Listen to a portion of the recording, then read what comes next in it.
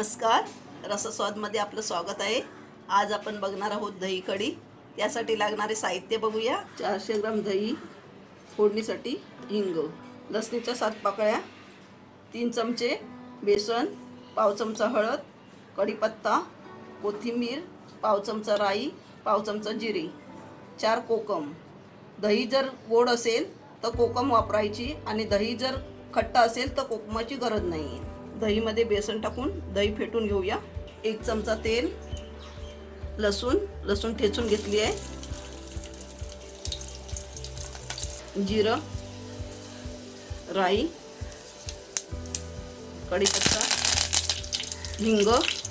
हिंग टाकते वेळी हिंगाचं झाकण उघडायचं, कारण हिंगाचा जो सुगंध असतो तो फोडणीमध्ये आला पाहिजे।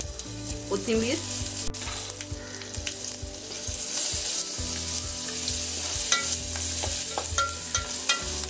हळद,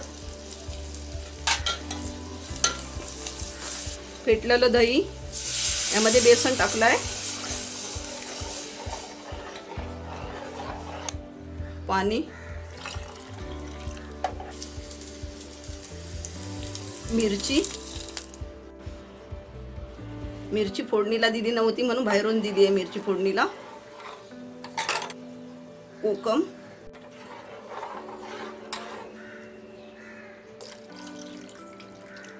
चवीनुसार मीठ,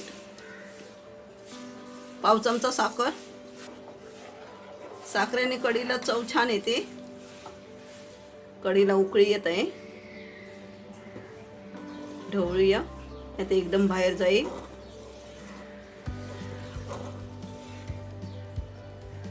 कढीला उकळी आली आहे,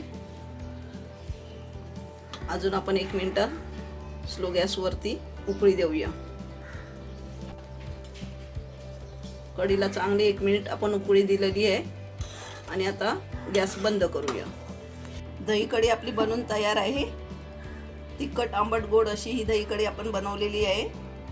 चवीला पण एकदम छान झाली आहे। अशा प्रकारे ही दही कढी तुम्ही करून बघा आणि मला कळवायला विसरू नका। हा व्हिडिओ आवडला असेल तर लाईक करा आणि रसस्वादला सबस्क्राइब करा। धन्यवाद।